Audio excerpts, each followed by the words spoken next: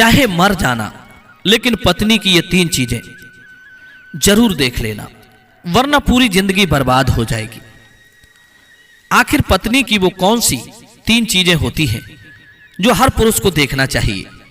दोस्तों, जो पुरुष अपनी पत्नी की इन 3 चीजों को देखता है वो अपने जीवन में कभी भी दुखी और गरीब नहीं रहता, और ना घर में कभी लड़ाई झगड़े होते हैं। उसके घर में सदैव मां लक्ष्मी का वास रहता है और मां लक्ष्मी की कृपा दृष्टि उनके ऊपर सदैव बनी रहती है। आज की वीडियो में हम बताएंगे कि आखिर वो कौन सी 3 चीजें हैं जो हर पुरुष को अपनी स्त्री में देखनी चाहिए। मित्रों, एक बार की बात है, किसी गांव में एक आदमी रहता था।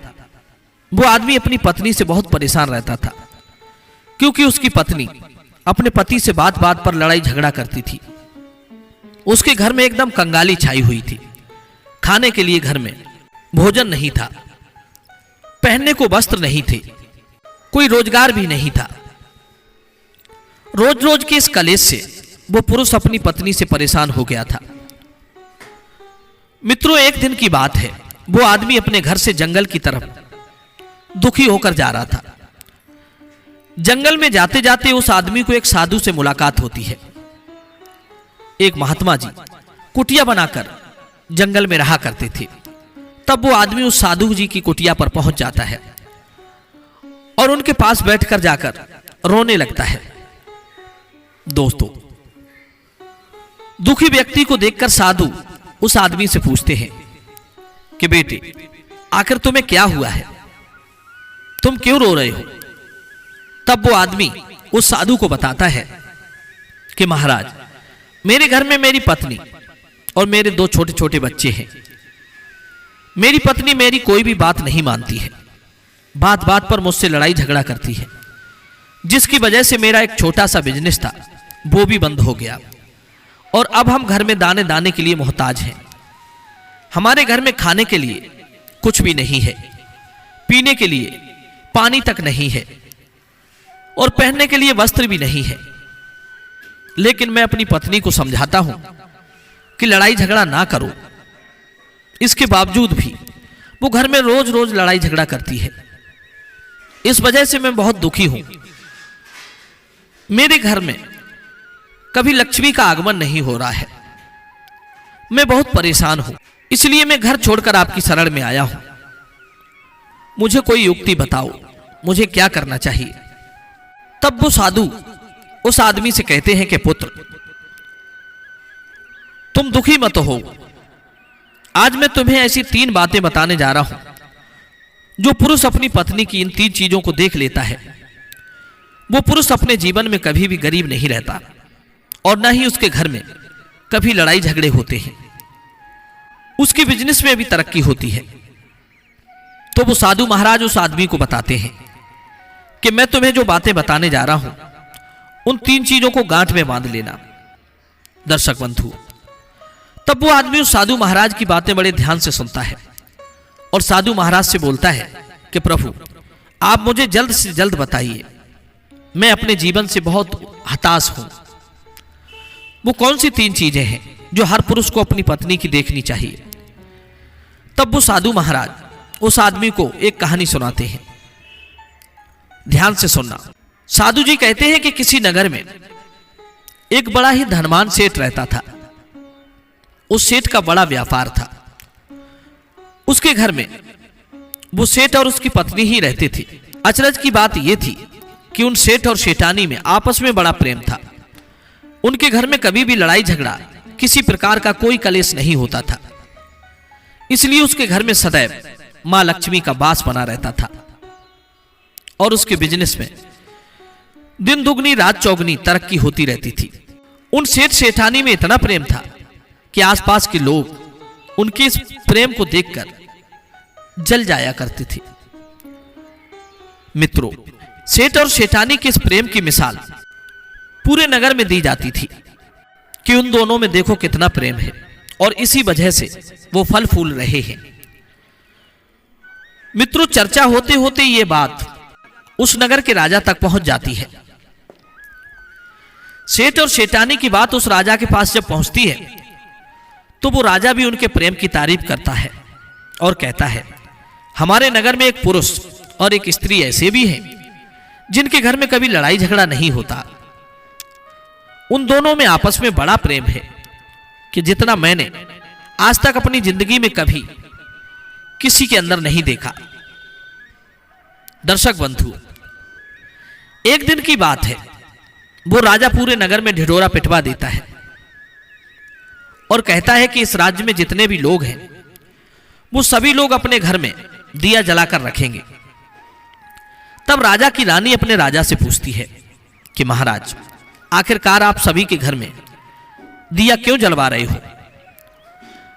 राजा रानी की बात सुनकर रानी को समझाने लगता है कि देखिए रानी, दीपक जो होता है वो प्रेम की निशानी है। जिसके घर में दीपक जलता है उसके घर में सदैव ही प्रेम बना रहता है। और मैं चाहता हूं कि जो प्रेम सेठ और शेठानी के बीच में है वही प्रेम हमारे इस नगर में, हमारे इस राज्य में हर पति और पत्नी के बीच में होना चाहिए। इसीलिए मैं हर घर में दीपक जलवाने का आदेश दे रहा हूं। दर्शक बंधुओं, राजा के सैनिक पूरे नगर में ढिढोरा पीट देते हैं और कहते हैं कि सभी के घर में दीपक रात भर जलना चाहिए। दर्शक बंधुओं, राजा की बात मानकर सभी नगरवासी अपने अपने घर में दिया जलाते हैं। लेकिन जैसे ही आधी रात होती है सभी के घर के दीपक बुझ जाते हैं। लेकिन उस सेठ और शेठानी के घर का दीपक अभी भी जलता रहता है, क्योंकि दीपक प्रेम की निशानी होती है और जिनके जीवन में प्रेम रूपी रोशनी होती है उनका जीवन सभी सुखों से संपन्न होता है। सेठ और शेठानी के जीवन में इसीलिए प्रेम और खुशियां थी, क्योंकि वो अपने घर के अंदर सदैव दीपक को जलाकर रखते थे, जिससे सेठ और शेठानी का प्रेम बरकरार रहता था। लेकिन जो शेठानी थी उसमें कुछ दोष भी था। वो अपने मनमानी काम करती थी, उसका जो मन करता था वही काम करती थी। लेकिन सेठ को इस बात से भी कोई परेशानी नहीं होती थी, क्योंकि सेठ बड़ा बुद्धिमान और समझदार था। वो सोचता था कि यदि मैं अपनी पत्नी की रोक टोक करूंगा तो घर में बेवजह की लड़ाई झगड़ा और कलेश होगा और वो घर की सुख शांति के लिए, मनुष्य की उन्नति के लिए व्यर्थ है। इसलिए सेठ शेठानी की कई चीजों को और कई बातों को नजरअंदाज करता रहता था। वो सेठ इसीलिए अनदेखा करता था ताकि पति पत्नी में वो प्रेम और वो व्यवहार यूं ही बना रहे। मित्रों, उसी दिन की बात है, राजा और रानी अपने छत के ऊपर खड़े होकर अपने नगर का नजारा देख रहे थे और वो राजा और रानी देखते हैं कि उनके पूरे राज्य में अंधेरा छाया है, लेकिन सिर्फ एक सेठ और शेठानी का ही घर था जहां दीपक जल रहा था। तब राजा रानी से कहता है कि देखो रानी, सेठ और शेठानी में वास्तव में जैसा सुना था उतना ही प्रेम है। सभी के घरों के दिए बुझ चुके हैं, लेकिन सेठ और शेठानी के घर का दिया अभी भी जल रहा है। इसका मतलब यह है कि सेठ और शेठानी में बहुत प्रेम है। तब रानी अपने राजा से कहती है कि महाराज, सेठ और शेठानी में जो प्रेम है वो इसलिए है क्योंकि शेठानी बहुत समझदार है, इसलिए सेठ के घर में प्रेम है। जब राजा रानी की बात सुनता है तब राजा कहता है कि नहीं महारानी, मुझे लगता है कि सेठानी नहीं बल्कि सेठ ज्यादा समझदार है, इसीलिए उनके घर में कभी लड़ाई झगड़ा नहीं होता है। मित्रों, रानी कहती है कि सेठानी बहुत समझदार है और राजा कहता है कि सेठ बहुत समझदार है। सेठ और शेठानी की बात को लेकर राजा और रानी आपस में बहस करने लगे। तब राजा कहता है कि देखो, हमें बहस करने की जरूरत नहीं है, क्यों ना हम दोनों सेठ और शेठानी की परीक्षा लेकर देख लेते हैं। जो परीक्षा में पास होगा वही समझदार माना जाएगा। राजा और रानी अपने बात से सहमत हो जाते हैं और उन दोनों की परीक्षा के लिए वे कोई युक्ति सोचते हैं। कुछ देर के बाद में राजा अपने महल में जाता है और अपनी दासी को बुलाता है और वो अपनी दासी से बोलता है कि तुम्हें एक काम करना होगा।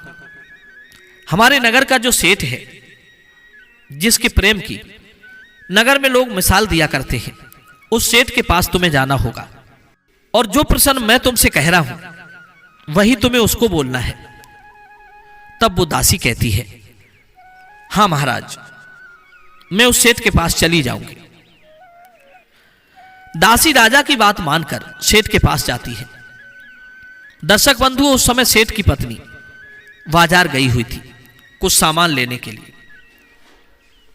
सेठ घर पर मौजूद था। तब वो दासी जाकर सेठ से कहती है कि सेठ जी, मैं राजमहल से आई हूं और विशेषकर राजा साहब ने मुझे तुम्हारे पास भेजा है। राजा का नाम सुनते ही सेठ चौंक जाता है। सेठ कहता है, हे बहन, शीघ्र बताइए महाराज का क्या आदेश है, मैं उनकी क्या सेवा कर सकता हूं। आप बैठिए, मैं आपके लिए पानी लेकर आता हूं। तब वो दासी सेठ से कहती है, नहीं सेठ जी, मैं राजा की दासी बस आपके पास इतनी काम के लिए आई हूं, वो काम तुम्हें करना होगा। तब सेठ कहता है कि ठीक है, आप मुझे बताइए तो सही, क्या काम है, राजा साहब ने मेरे लिए क्या समाचार भेजा है। मित्रों, वो दासी सेठ से कहती है कि सेठ जी, राजा साहब ने मुझसे यह कहा है कि यदि तुम अपनी पत्नी को छोड़ देते हो तो वो तुम्हें खूब सारे हीरे जवाहरात देंगे, तुम्हें माला माल कर देंगे, तुम्हें राजमहल में किसी अच्छे पद पर नौकरी दे देंगे। क्या तुम ये काम करने को तैयार हो? मित्रों, दासी की बात सुनकर सेठ कहता है, बहन मुझे क्षमा करना, मैं ये काम नहीं कर सकता। मैं किसी भी हालत में अपनी पत्नी को नहीं छोड़ सकता। आखिरकार वो दासी लौटकर राजा के पास चली जाती है और राजा को सारी बात बताती है कि सेठ ने अपनी स्त्री को छोड़ने से इनकार कर दिया। मित्रों, उधर रानी कह रही थी कि सेठानी बहुत समझदार है, इसीलिए उनके घर में झगड़ा नहीं होता है। सेठ और सेठानी की बातों को लेकर राजा और रानी में फिर से कहासुनी होने लगी। तब रानी राजा से कहती है कि तुमने सेठ की तो परीक्षा लेकर देख लिया, अब मैं सेठानी की परीक्षा लेना चाहती हूं।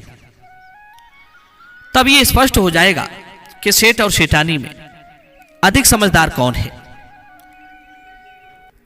तो वो राजा रानी से कहता है, ठीक है, तुम्हें जो अच्छा लगे तुम वो करो, तुम भी एक बार सेठानी की परीक्षा लेकर देख लो। दर्शक बंधु, तब रानी अपने राजमहल से एक नौकर को बुलाती है और उस सेठ के और उस सेठानी के पास में उस नौकर को भेजती है। रानी कहती है, हे नौकर, तुम्हें जाकर मैं जो बता रही हूं वो बात सेठानी से कहनी होगी। तब राजा का नौकर कहता है, ठीक है महारानी, मैं सेठानी के पास जाता हूं। मित्रों, इधर सेठ अपने काम के सिलसिले में कहीं बाहर गया हुआ था। आज घर पर सेठानी बिल्कुल अकेली थी। नौकर मौका देखकर उस सेठानी के घर में घुस जाता है और सेठानी से कहता है कि सेठानी जी, मैं राजमहल से आया हूं और मुझे रानी साहिबा ने भेजा है। दर्शक बंधुओं, तब वो सेठानी कहती है, ठीक है, आप बताइए क्या बात है, किस लिए तुम्हें रानी ने भेजा है। तब वो नौकर सेठानी से कहता है कि रानी साहिबा ने मुझे बोला है कि यदि तुम अपने पति को छोड़ दोगी तो वो तुम्हें बहुत सारे हीरे जवाहरात देंगी, और अगर तुम अपने पति को मार देती हो तो वो तुम्हें अपने राज्य का आधा हिस्सा दे देंगी। दर्शक बंधु, ये सुनकर सेठानी कुछ देर सोच विचार करती है। उसके मन में लोभ आ जाता है।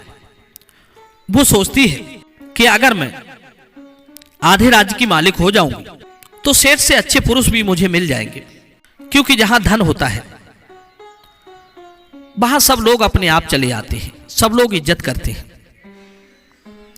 दर्शक बंधु, सेठानी अपने पति को मारने के लिए तैयार हो जाती है। सेठानी कहती है उस नौकर से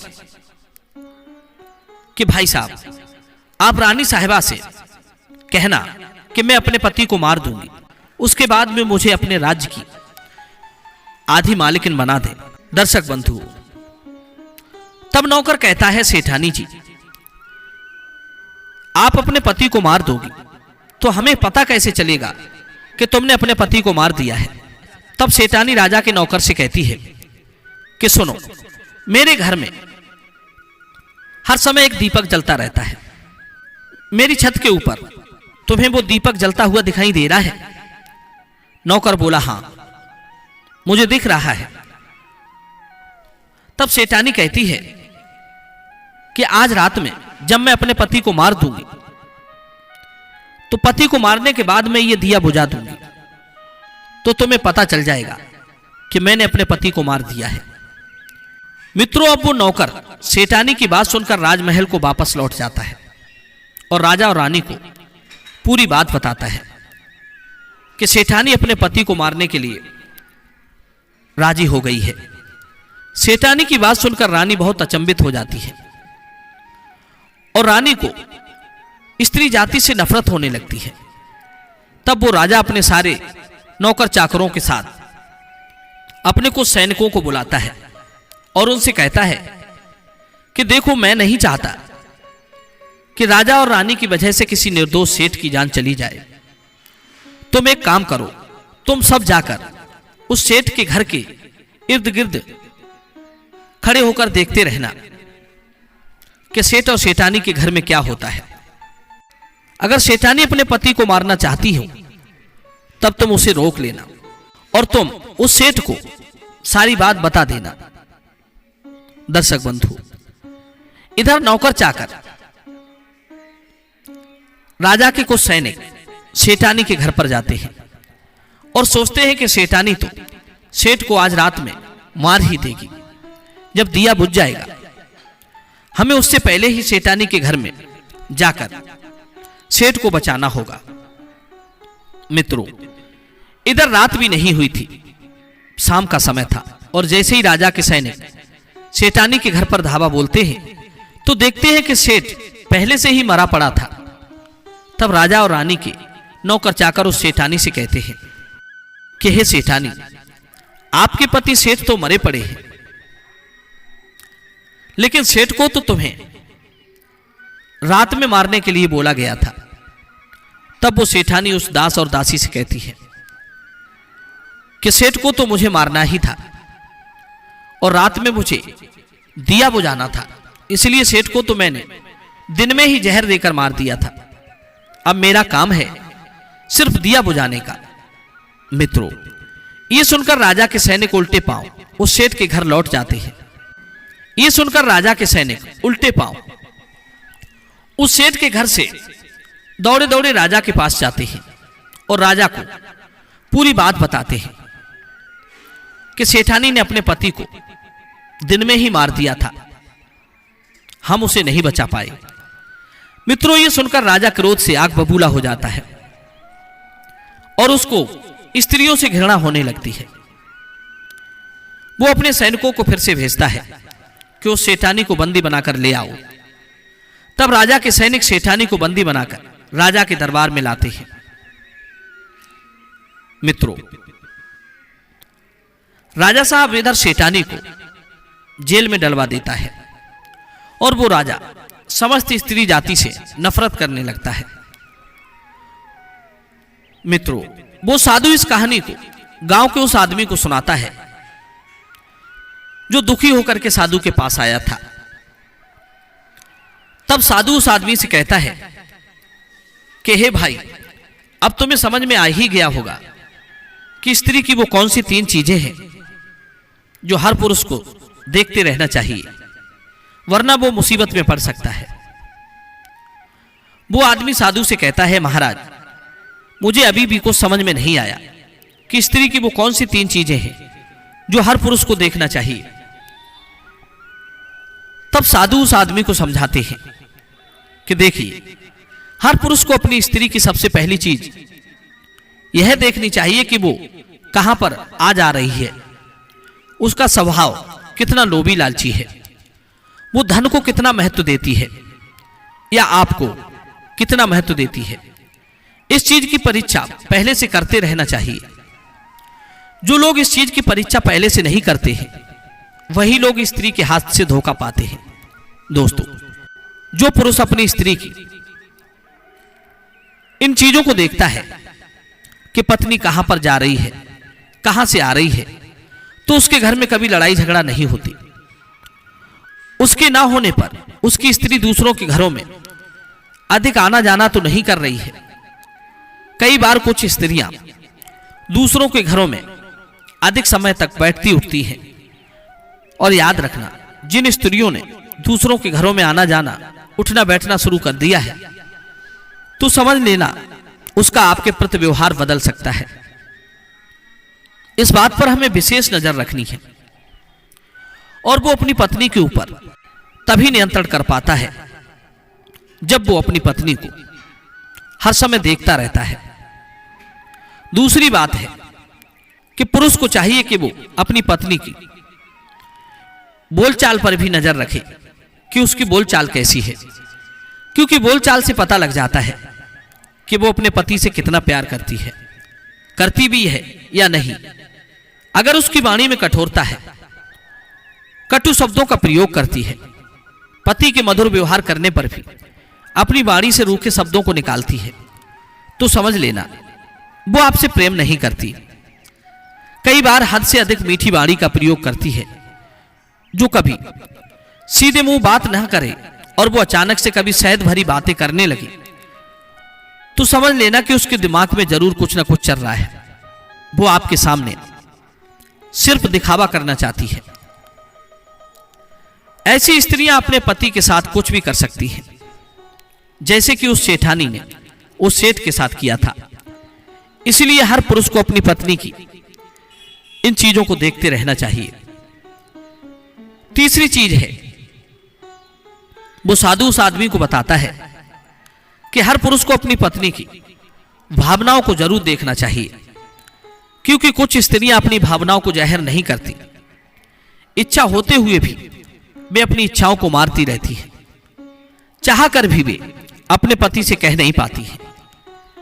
अगर पति उनकी भावनाओं को समझता है, तो निश्चित रूप से उस घर में सुख और शांति रहती है। और जहां सुख और शांति होती है, वहां धन की वृद्धि होती है। कई बार स्त्रियां छोटी मोटी बीमारियां किसी को नहीं बताती, और जब वो छोटी मोटी बीमारियों को नहीं बताती हैं, तो भाई छोटी से छोटी बीमारी भयंकर बीमारी का रूप ले लेती है। उस समय बहुत बड़ी धन हानि तो होती ही है, कई बार प्राणों की भी हानि हो जाती है। मित्रों, जो स्त्रियां अपने घर पर मनमानी चलाती हैं, पति की बातों को नहीं मानती हैं, उनके घर में इस तरह की मुसीबत आ ही जाती है। कहते हैं पुरुष को स्त्रियों के प्रति थोड़ा जागरूक रहना चाहिए। यह जरूरी नहीं है कि आप उन्हें नहीं देखोगे तो वे अपने चरित्र का हनन कर लेंगे। और भी बहुत सी बातें होती हैं जो पुरुष के होने पर ही स्त्री की रक्षा होती है। जो स्त्री पुरुष के संरक्षण में रहती है, वो कभी पतित नहीं होती। उसके चरित्र पर कभी लांछन नहीं लगता, उसे कभी शारीरिक विकार नहीं होती। अब संरक्षण भले ही उसके पति का हो, उसके बेटे का हो, उसके पिता का हो, उसके भाई का हो, लेकिन एक पुरुष का संरक्षण जरूर होना चाहिए। स्त्री को पूरे जीवन एक पुरुष के संरक्षण में रहना चाहिए। इसी में नारी की इज्जत है। मित्रों, ये तीन बातें वो साधु उस आदमी को समझाता है, और फिर वो आदमी उन तीन चीजों को गांठ में बांधकर अपने साथ घर ले जाता है। साधु को प्रणाम करके वो अपने घर की ओर चला जाता है। दर्शक बंधु, आप भी अपनी स्त्री की इन तीन बातों पर जरूर गौर करना। निश्चित रूप से आपके घर में धन भी आएगा और किसी भी तरह का कोई कलेश नहीं होगा, और आपकी स्त्री कभी आपको धोखा भी नहीं दे पाएगी। तो चलिए मिलते हैं अगली कहानी में एक और चर्चा के साथ। आप सभी का बहुत बहुत धन्यवाद। जय श्री कृष्ण।